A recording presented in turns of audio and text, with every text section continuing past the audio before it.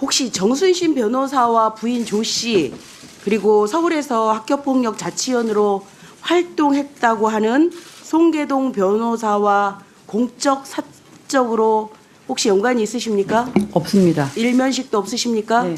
예, 나중에 수사기관에서 밝혀지면 큰일 납니다. 네. 네. 법조인의 카르텔은 견고했습니다. 법조인 아버지를 둔 정구는 확실한 신의 아들이었습니다. 국가수사본부장에 발탁된 정순신 변호사는 연수원 27기로 한동훈 법무부 장관의 동기입니다.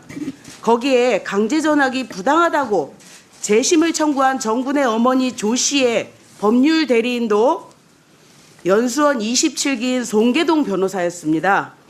폭력으로 하나의 인생이 무너지는데 이 법조인들은 가해자 아들과 동기 아들을 구하겠다고 온갖 법기술을 이용해 강제 전학을 무마시키기도 했습니다. 개탄스럽습니다. 졸업 후 2년간 보존해야 하는 강제 전학 처분이 졸업과 동시에 삭제된 상황에 대해서 질문하겠습니다. 교장 선생님은 고은정 교장은 이 사건의 현재 상황에 대해 충분히 인지하고 계시지요? 제가 말씀 좀 드려도 되겠습니까? 충분히 인지하냐고 물었습니다. 충분히는 모르겠지만 제가 알고 있는 내에서는 답변하겠습니다. 네. 2019년 9월 1일자로 부임하셨지요? 네. 예. 그러면 발령 후에 정군이 2019년 2월에 전학을 왔고 4월에 강제 전학 집행정지가 대법원에서 최종 패소한 사건에 대해서 알고 계셨습니까? 모르고 있었습니다. 그럼 부임 와서 뭐 하셨어요? 학교 폭력으로 그것도 민사고에서 반포고등학교로 전학한 학생의 사건에 대해서 알았느냐라는 거예요. 몰랐습니다. 발령해서 몰랐어요? 네. 몰랐으면 교장의 자격이 없는 거죠. 그렇죠? 많습니까? 반포고에 이런 학생들이 몇 명이나 됩니까? 발령 당시에 이 학폭으로 학교에서 이렇게 보호를 받고 있는 아이들이 몇 명이나 됐습니까? 모릅니다. 잠깐만요. 저 발언 중지 좀 시켜주시면 안 될까요? 중지라는 교장쌤, 무슨 교장쌤이 발언을 그렇게 해요? 그런 거를 모르면 교장이 왜 있어요? 왜 있어요? 그 자리에. 이게 무슨 해괴망측한 답변입니까? 학교에 부임을 했으면 적어도 학교 폭력이라는 것 때문에 전학을 왔거나 그 학교에 학교 폭력으로 인해서 관리받고 있는 아이들이 얼마나 있는지는 확인을 하셔야지 교장 아닙니까? 그 학생을 기본적으로 집중적으로 관리를 한다고 하면 그건 낙인 효과입니다. 뭐라고요? 낙인 효과입니다. 무슨 낙인 효과예요? 교장 선생님이 잘 알고 그 아이들에 대해서 어떻게 그 아이에 하면 대해서 개선을 잘 아는 사람은 학급 담임선생님이시고요. 그런 의무 없다 이렇게 말씀하시는 거죠? 그렇게 말씀드린 예, 적은 없습니다. 그렇게 알아듣겠습니다. 학교에서 학폭에 관해서 무슨 일이 일어난지 학교장은 몰라요. 이 답변을 지금 하신 거예요. 아닙니다. 그 답변 하신 거예요. 아닙니다. 뭐가 아니에요? 그 답변 하신 거지. 왜 아닙니다. 몰라요? 확인- 넘고요. 문제가 되는 학폭 기록을 삭제하는 학교폭력대책심의위원회는 몇 월 달에 개최하셨습니까? 그때 심의 대상이 몇 명이었어요? 그것도 모릅니까? 심의위원 몇 명입니까? 우리가 9명입니다. 9명입니까? 네. 그중에 학부모 과반수고 외부 인사는 몇 분입니까? 학부모 포함해서 학부모 포함해서 9인데 네네. 학부모가 몇 명이냐고요? 5명입니다. 5명이고 네. 4명은 외부 인사죠. 외부 인사 중에 검사 있었습니까? 변호사 있습니다. 검사 없었습니까? 네네. 변호사 있었습니까? 네네. 변호사 이름이 누굽니까? 그건 밝힐 수 없습니다. 송계동입니까? 아닙니다. 아닙니까? 네. 변호사 이름 확인해 주십시오. 제가 자료 요청했습니다. 이분이 연수원 27기 동기들과 연관이 돼 있지 않다라고 하는 것을 주셔야지 저희가 확인합니다. 아시겠습니까? 법에 의해서 그거는 명단 그러면 공개하지 강원도 못하게 되어 교육청은 있습니다. 법을 어기고 제출한 겁니까? 민사고는 법을 어기고 제출한 겁니까? 그러면 성명에 땡땡으로 해서 제출하겠습니다. 땡땡으로 안 됩니다. 이름하고 직업 주십시오. 자신 있으면 명단 공개하십시오. 심의위원회는 교장이 관여할 수 없고요. 그야말로 아는데요. 교장이 할 수 없는데 추후 보고 받으셨을 거 아닙니까? 네네. 그러니 심의위원회 제출된 서류가 무엇이 있었습니까? 그것도 그 공개 불가입니다. 교장 선생님, 제가 보기에는 지금 답변하시는 태도랄까요? 조금 그 의원님들하고 서로 소통하면서 좀 원만하게 답변을 좀 해주셨으면 어떨까? 제가 1차적으로는 이렇게 우선 좀 예, 말씀드리겠는데요. 저도 그렇게 하기를 희망합니다. 예. 이 학생의 학폭 자치위 당시의 판정 점수를 보시면은요, 가해 학생의 반성 정도, 없음, 낮음, 화해 정도, 심사위원 전원이 없음입니다. 그런데 반포고등학교에서 전담기구를 통해서 심의를 할 때 갑자기 반성과 화해가 있다라고 판단되는 근거가 뭐였습니까? 가장 그 아이를 잘 아는 학급 담임 교사 그리고 그 반에서 수업하는 교과 선생님들의 의견을 다 듣고 종합해서 의견서를 냈습니다. 피해자와의 화해 정도를 객관적인 자료로 판단해서 전담기구는 삭제할 수 있다라고 했는데 지금 말씀하신 거는 그와 관련된 객관적인 자료가 아닌데요.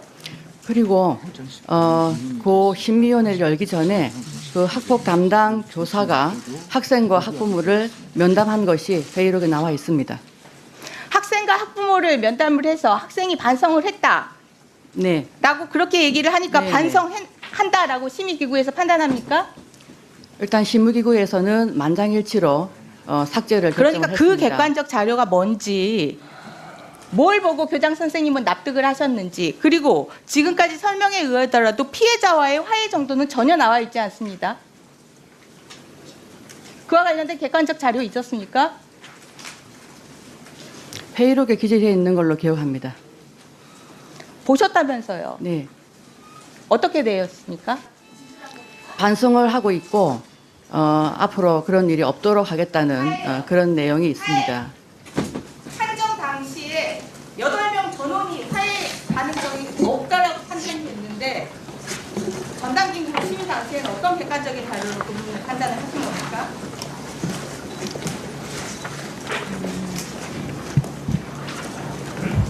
답변하세요. 네, 지금 찾고 있습니다. 그 회의록에 기재되어 있는 것 같다고 지금 말씀하셨잖아요. 네, 화해 정도에 대해서 어떻게? 회의록은 제가 공개를 못 하고요. 네? 그 회의록은 공개를 못 하고요. 있었다고 봤는데 그 자료는 국회에 못 줍니까? 어떻게 학생과- 교장 선생 말씀을 믿을 수가 있어요? 저도 답답합니다. 학생과 학부모의 동의가 있으면 공개를 하겠습니다. 아 참네. 이거 장관 차관도 좀 잘 들어주세요. 학교 폭력 기록을 삭제했는데 중요한 요건이 있어요. 반성하느냐, 화해했느냐 하는데 그 중요한 입시를 앞두고 반성하냐고 물어보면 반성 안 한다고 답할 사람이 어디 있겠어요? 그런데 화해는 그것과 다르죠. 상호적인 거 아닙니까? 화해가 제대로 이루어졌는지 여부에 대해서는 도대체 뭘 가지고 판단을 했다는 건지 지금 교장 선생님 얘기는 자료는 공개 못 하겠는데 내가 본 것 같다. 우리가 이렇게 넘어갈 수가 없어요.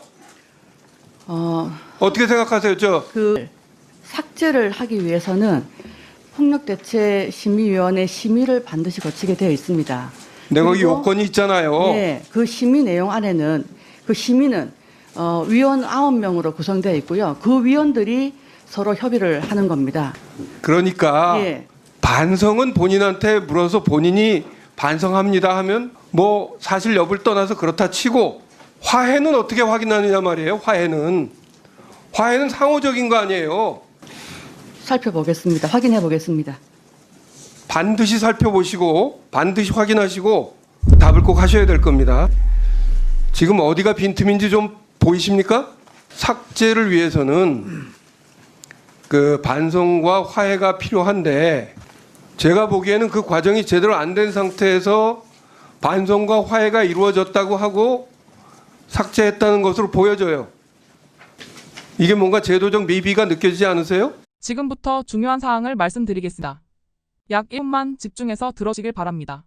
제가 유튜브 구독자분들을 위해 특별히 준비했습니다. 이슈 뉴스만 잘 챙겨보셔도 충분히 돈을 벌 수 있는 방법이 있다고 말씀드렸는데요. 이 사진을 보시면 어떤 생각들이 드시나요? 단지 이런 뉴스가 있구나는 생각뿐이라면 잘못 생각하고 계신 겁니다. 그 이유가 무엇이냐면 제가 6월 말 7월 초에 뭐라고 말씀드렸나요? 지금은 바이오에 관심을 가져야 한다라 분명히 계속 말씀을 드리고 투자 쪽으로도 생각을 해봐야 한다고 말씀드렸습니다. 이런 유튜브 영상 썸네일을 많이 보셨을 텐데요. 이런 바이오 관련 이슈가 되었을 때 투자자 또는 부자들은 어떤 생각할까요? 바이오 관련해서 이슈가 많이 발생하고 있으니 바이오 관련주가 무엇인지 어떤 종목이 가장 좋을지 어디 투자를 해야 돈이 몰릴 수 있는지 자연스럽게 생각한다고 말씀드렸습니다. 그 이유는 바로 이슈가 곧 돈으로 이어지고 그 이슈가 나에게 돈을 벌어준다는 경험적 확신이 있기 때문입니다. 지난번에도 유튜브 구독자분들과 함께하는 주식으로 수익 내기 프로젝트를 진행했었는데요. 당연히 100% 무료로 진행했고 이 사진을 보시면 아시겠지만 구독이라는 문자 메시지를 남겨주시는 모든 시청자분들께 이렇게 바이오 관련주 중에 가장 급등할 확률이 높은 한 종목을 알려드렸습니다. 사진을 보시면 아시겠지만 6월 말 라파스를 추천드렸는데요. 정확히 얼마에 매수하고 어떤 종목을 사야 하는지 어느 지점에서 팔아야 하는지 이런 부분들까지 여러분들에게 정확히 알려드렸습니다. 실제로 많은 분들이 수익을 보셨고 오른쪽 사진을 보시면 아시겠지만 6월 말 라파스를 소개해드리고 난 후 실제로 며칠이 지나지 않고 이렇게 주가가 2배 이상 급등하였습니다.